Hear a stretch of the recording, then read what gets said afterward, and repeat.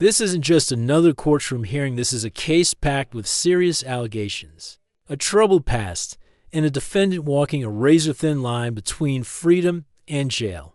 We're diving into a high-stakes bond revocation hearing where the judge must decide one critical question: does this man belong in society or behind bars? With accusations involving violence, missed court obligations, and disturbing prior behavior, the tension in this courtroom is about to explode. Stay with us, because what unfolds next could change everything, and the judge's final decision might shock you. File number is 2425114FC. This is a 45th Circuit Court matter. Mr. Benz started this journey in the district court several years ago in front of Judge Pattison, and the matter was bound over to circuit court on a waiver of preliminary examination. My name is Judge Jeffrey Middleton. I'm here by special assignment on behalf of Judge Paul Stutzman. Judge Stutzman has announced that he is undergoing a course of cancer treatment, hopes to complete the treatment and return to full service, but for the time being, we will be filling in for these kinds of things. I am cross-sworn, all four of us are cross-sworn to handle assignments for one another, and several times a year I'm called upon to do a circuit court matter. So you have me. What we have here is a motion by the people to revoke bond in this case. The people are represented by Elish Gallagher. Am I saying that correctly? Elish Gallagher, Your Honor. Elish? Elish, yes. Elisha. All right. Elisha Gallagher is here from the Attorney General's office. Luke Knopfinger is here on behalf of the defendant, and Ross Truckee as co-counsel in this matter. This matter was assigned to the Attorney General's office during Prosecutor Marvin's term. He asked the Attorney General for assistance in multiple criminal sexual conduct cases, maybe 6.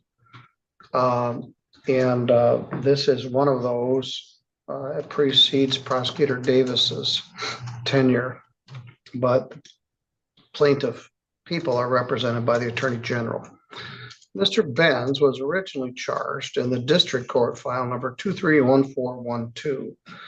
Charges are serious. It's alleged that he did engage in sexual penetration with a child under 13 years of age. 2 counts. That is a felony punishable by up to life imprisonment. Let's pause here, because this is where the gravity of the situation really hits. The defendant isn't facing minor charges. These are allegations of criminal sexual conduct involving a minor under 13, which is among the most serious offenses in the legal system, carrying potential life imprisonment. On top of that, he's labeled as a habitual offender, meaning prior convictions significantly increase the stakes. In legal terms, this changes everything. The court isn't just evaluating whether he followed bond rules, it's weighing public safety against the presumption of innocence. So ask yourself, if someone facing charges this severe violates even minor conditions, should they still be trusted to remain free? He was also charged a 3rd count and a 4th count. And he was also charged as a 4th habitual felony offender, requiring a mandatory 25-year sentence if the defendant were convicted of any of these counts. The matter was bound over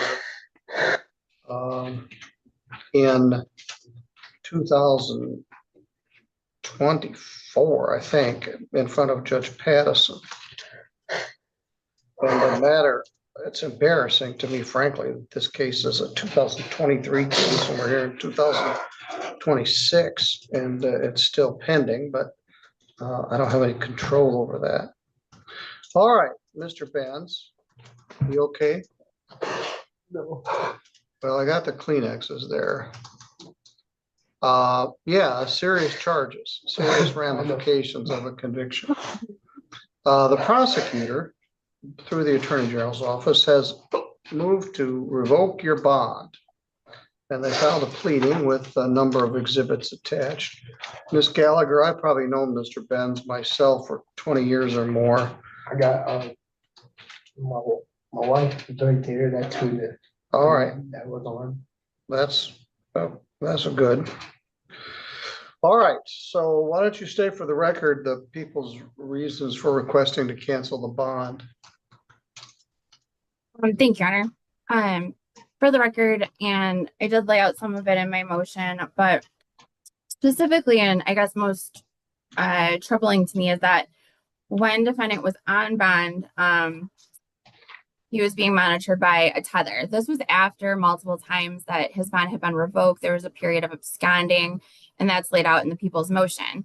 However, this charge on November 26th of 2025 in Kalamazoo County was for violence against a female, an intimate partner. They did charge a domestic violence third case on this case.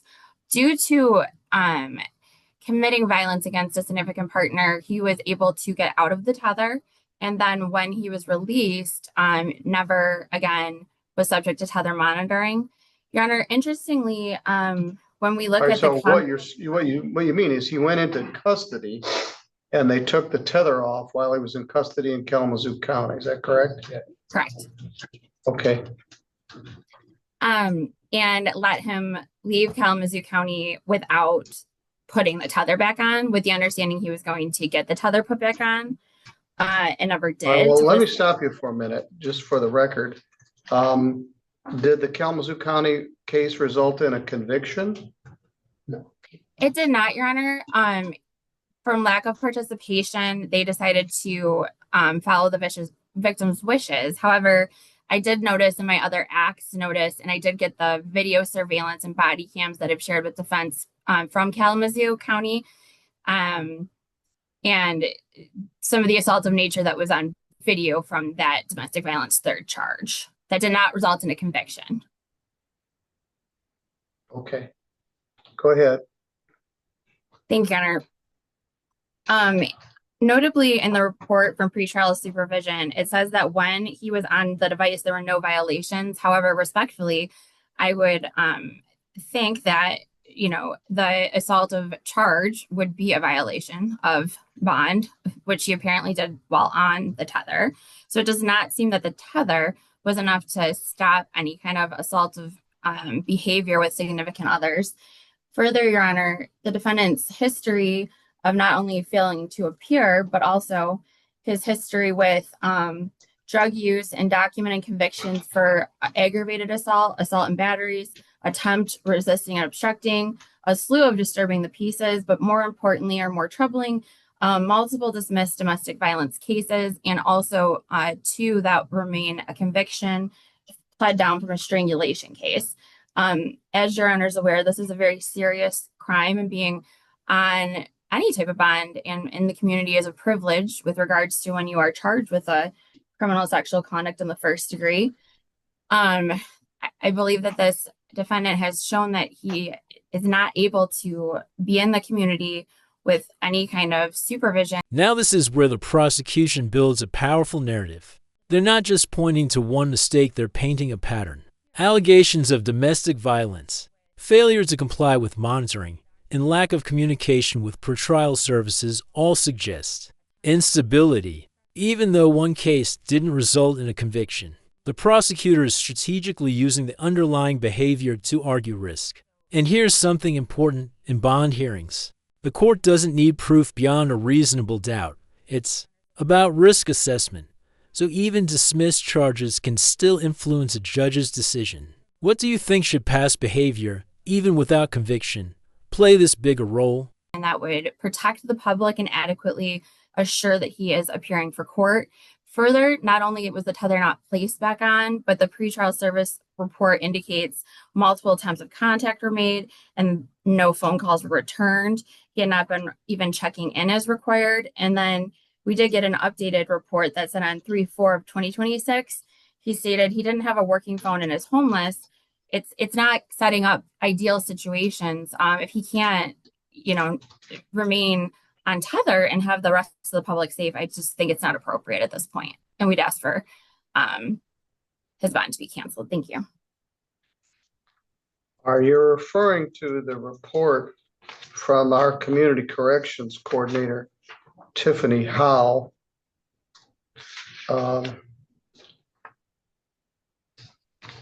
From earlier this month in March, is that correct?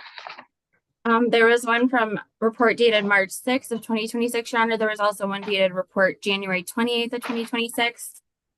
I believe I attached the January report as exhibit 2 to my bond motion. Well, the more recent one you referred to, March 6th. Yes. Is doesn't say who authored it, but Tiffany Howe, where you indicated he did contact the office on Wednesday, March 4th. He does not currently have a working phone and is homeless. He's been staying at the shelter. All right, thank you. That's, I think, in the file as an exhibit.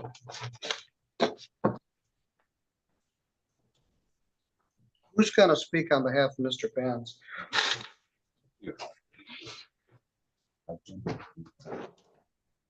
I can make a couple comments, Judge, and then ask Mr. Truckee to maybe play cleanup here. A couple things is the case was dismissed in Kalamazoo. Just yesterday, the day before, I did receive a lot of body cam footage. I didn't have the surveillance footage to review repeatedly throughout the case. And, you know, this is kind of awkward relitigating maybe a domestic violence that was dismissed, but Mr. Ben's is very clear. He says he was assaulted first and it was in response to that. Haven't had an opportunity to review that surveillance footage. He did spend 30 days in jail because of that case. Kind of interestingly too, I note too that Tiffany Howe does say that the electronic monitoring, I guess there's some attempt to have him placed back on the GPS monitoring. But then at the end of her report, she said it is not considered best practice to maintain an individual on GPS monitoring for an extended period of this length, absent violations or new concerns. I guess maybe that's the violation of the new concern. I don't know. This case has been pending for some time. There was just a 768 notice that we're preparing an objection to filed just recently. I would note, and I think this is important because MCR 6.106 is invoked here, that due to the nature of the charges, the court can deny bond if the presumption is great. That's important, Judge, because, and I don't know how much the court is familiar with the case. I assume there's an affidavit. That's all I do know about it. I didn't handle the case at the district court level. Judge Pattison did, but I have looked at the affidavit of probable cause that accompanies the pleading. And I would note a couple things in there, Judge. This is a delayed disclosure from 2023 yes. Based on allegations in 2015 and 2016. So there are a lot of things going on here. There's a couple protective orders in place. So there are some medical records and some other things I can't really share with the court, but we're litigating those points. So I think what the court would have to find is that the presumption of guilt is great, and then the court would then have to make a finding that the second part of that court rule that either there would be a risk of harm to another individual or the public at large. There was a period of time where Mr. Benz was not making, that he had failed to appear. There have been a litany of status conference, motion hearings, and other things where he has appeared for those things. I tried to follow the history of this case, and like I said, I'm embarrassed how old this is, but there have been probably more than a dozen court hearings in this matter. Yeah, that's true, Judge. And underlying all of this too, Judge, is just, well, simple and honest in poverty, right? Where there is someone is living at the homeless shelter, struggling to find secured housing. There have been a long list of phone numbers that have been provided and then been discontinued. So Mr. Benz is here today. He has appeared at numerous court hearings. there is a difference between there was a bond that was set. Many of the things stated in the bond motion too were known when the bond was set initially. He was able to post that bond, and now the ask judge is to just throw it out altogether and cancel the bond. Court has a wide range of options before it. I think the defense is trying to shift the narrative, and honestly, this is a classic legal strategy. They're emphasizing rights, not just privileges. Their argument: bond isn't something you casually take away, it's a constitutional protection, unless there's strong justification. They're also highlighting the defendant's hardships, homelessness, lack of resources, and attempts to stay employed. But here's the tension. Does personal struggle excuse non-compliance? Courts often walk a fine line here.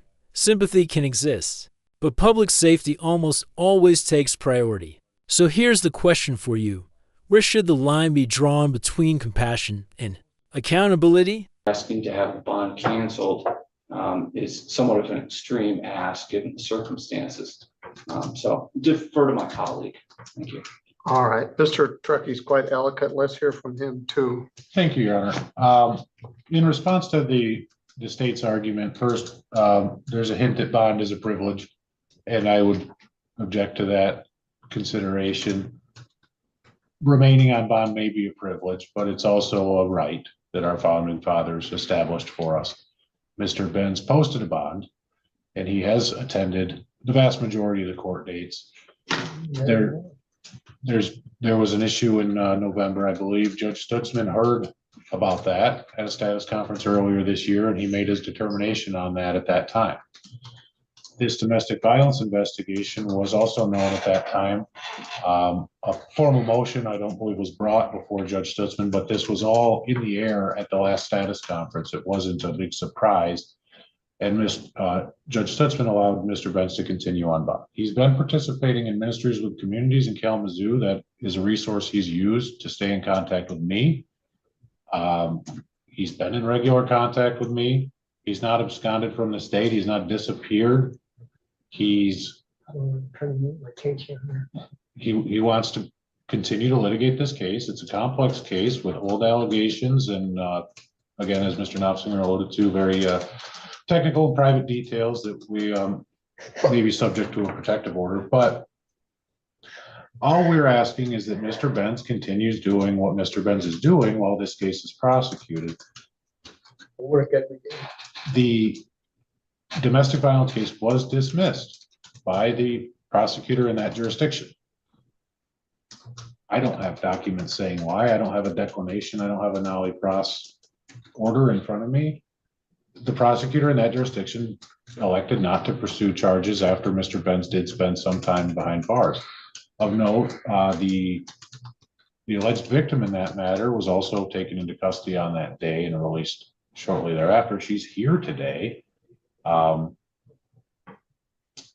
there's some conflation. There's a criminal sexual conduct charge against a minor, and I don't want the conflation of between domestic violence charges with intimate partners to kind of bleed over.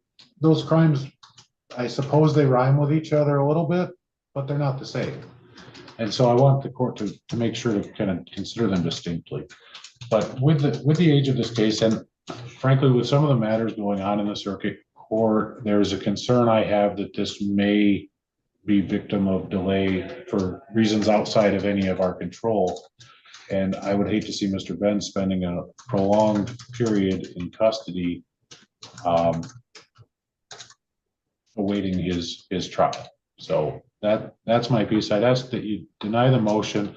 If the court would want to impose further conditions, including electronic monitoring, that's understandable. Mr. Benz is employed, so he does have positive people that are in his life as well, besides just the folks at the drop. But we'd ask the court to consider those options short of revoking his bond and taking that extreme step of remanding into custody. Thank you. Mr. Benz, where are you employed? Through Open Door Construction. Which is through the homeless shelter? No, actually, I went out when I first came to Kalamazoo. I went to a temp service and I met a guy that does construction. He has his own business. Just starting out, I helped build the courthouse in Kalamazoo. and I helped build the rig in King Island, Westmead. He's a commercial contractor. I've been with him. He's actually been with me through this whole thing. I mean, he's, been awesome, been good to me, been my boss. Then why are you in the homeless shelter? Just because of the traveling, I don't have a car. I can't, my boss picks me up for work every morning, so I'm just trying to get up on my feet, and with the allegations that are being put on me, it's kind of hard when they want to run my background. If I gave you a drug test right now, this minute, what would it tell me? Probably fail for weed. Yeah, for meth? You said for weed, right? Just weed. Possibly, All right. but I really, that ain't nothing that I have in my. That's a underlying theme here. Pink elephant in the room. You've been struggling with methamphetamine for a while. Now, this crime allegedly occurred between 2014 and 2016. You've been here multiple times between then and now. I'm not trying to do anything. In 2023, I handled file 23653FY. And it was a very unpleasant domestic assault. I believe it was charged as domestic violence. Third offense, it was reduced to a domestic violence, 2 counts.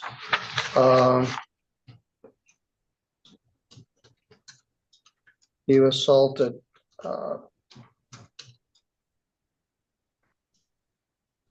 your partner, Ms. Yoder, and holding her down on the bed, slapping her repeatedly, tearing her clothes off, shoving her down the exterior steps. I gave you 60 days jail in May of 2023.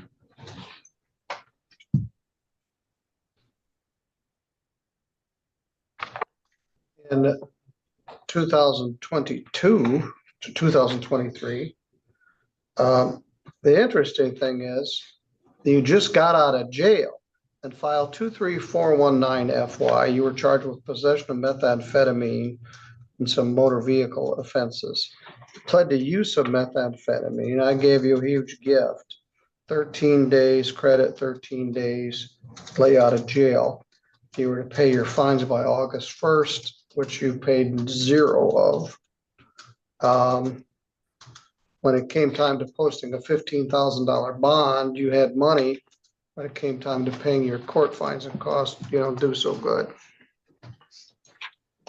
You have $2,059.32 worth of unpaid fines and costs. That methamphetamine case that I gave you a break on, you paid none. Malicious destruction of a building, $497. Careless use of a snowmobile, I remember that one, $192, and a bunch of traffic stuff. So, all right, I let you out in March. In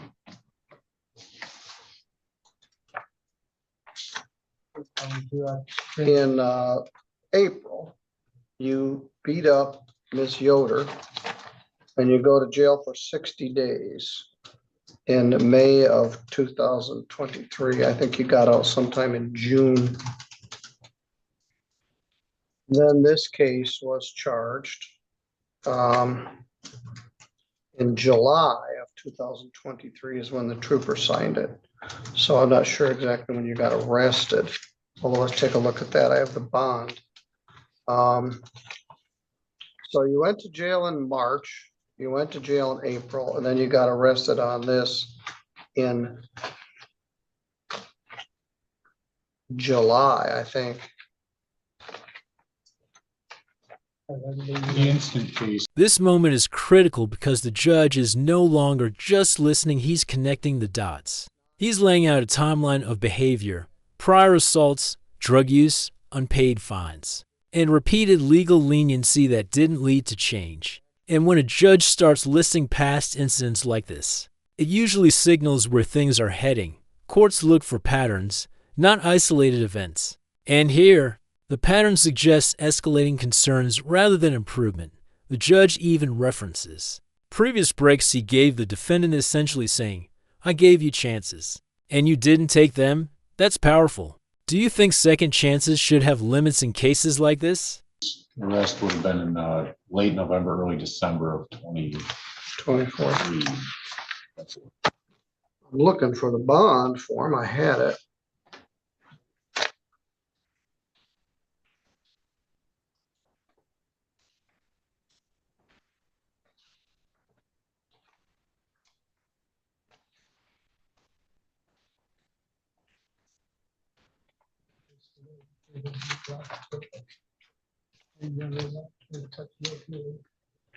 The defendant had failed to appear a couple of times. Frankly, I was surprised that he posted the $15,000 bond. It was set by Magistrate Autumn Kiefer. And the defendant did post it. Then it got revoked. Maybe twice. I had the bond.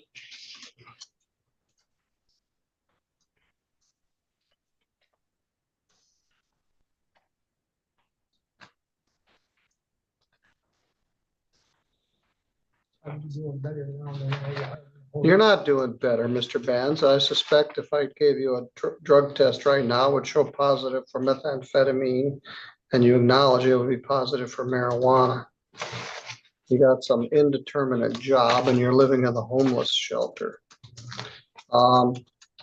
This is not a matter of ensuring that you show up for court. It's a matter of protection of the public.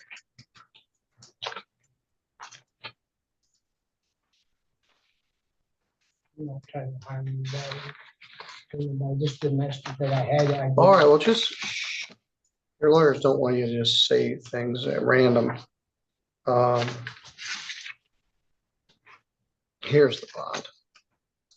All right, it was set the amount of $15,000 cash or surety, and it has a number of conditions which are on every bond, and they added some. The conditions of your bond are as follows. These are printed right on the back. Make reports to the court agency as specified by the court or the agency, which would include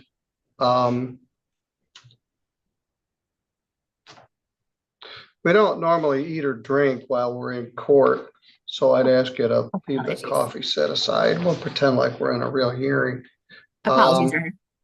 Make reports to a court agency as specified by the court or the agency, which that would include the reporting to community corrections, which right now is off the rails. Not use alcohol or illicitly use any controlled substance. Participate in a substance abuse testing and monitoring program. That was not ordered, but if it was,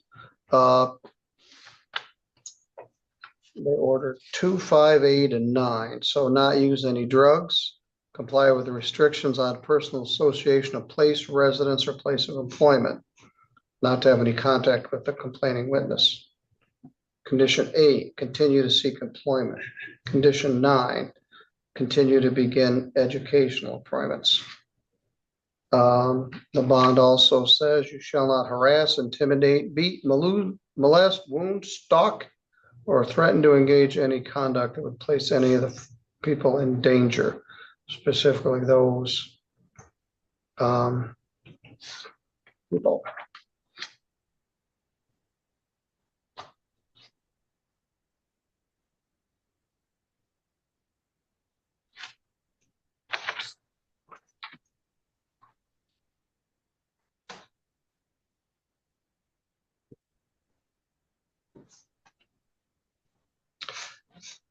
This is the terms and conditions of the community corrections supervision. I will personally appear for any examination, arraignment, trial, or sentencing. Will appear at such times and places as may be directed by the district court or the circuit court. If I am represented by an attorney in this case, any notice to appear may be given by my attorney in place of personal notice to me. I will abide by any judgment entered in this case and will surrender myself to serve any sentence imposed. I will not leave the state of Michigan without permission of the court having jurisdiction over my case if I am on a felony bond. I will not commit any crime while released. I shall immediately notify in writing the court having jurisdiction over my case of any change in my address or telephone number. I will abide by any other conditions described in the face of this form. I understand if I violate conditions 12 or 13, I am subject to arrest without a warrant and may have my bond forfeited or revoked and new conditions of release imposed. Now, the conditions 12 and 13 are not assault, harass, intimidate, beat, molest, wound, or threaten any named person or persons on the face of the bond. And 14 is satisfy any injunctive order. Now, the person that you allegedly molested, beat, or wounded was not a person named in the complaint. But I understand that if I violate any of the terms and conditions of this bond, I will waive extradition if I'm arrested in another state. So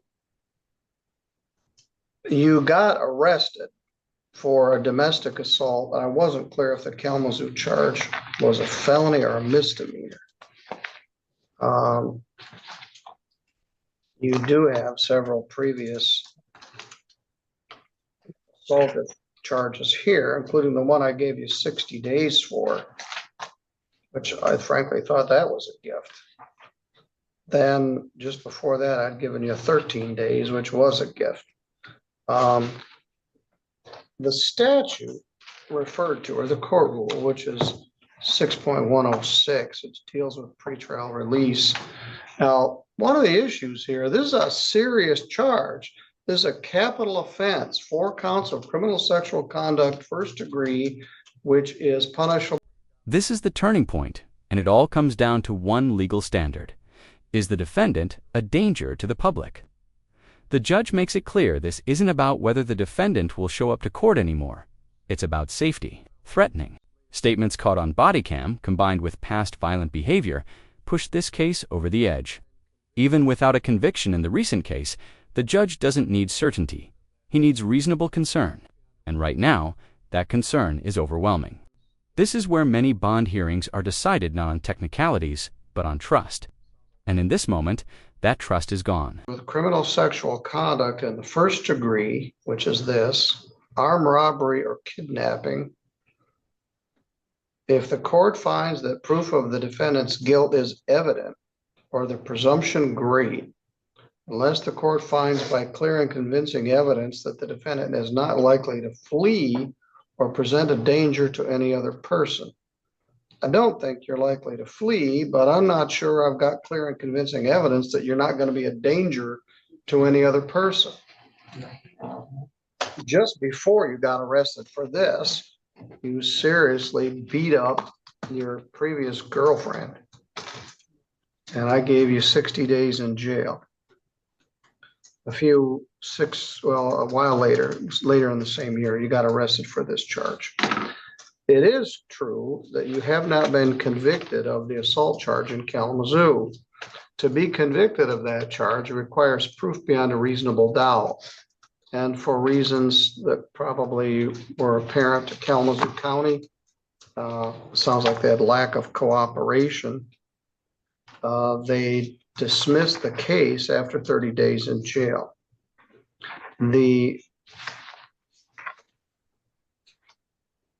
victim was Catherine Gartner, also known as Catherine Louise Gartner. Is that you? Yes, sir. Or you refer to her as your wife. You're not married. No, no. All right. She apparently isn't very concerned about it, but what you told the officers was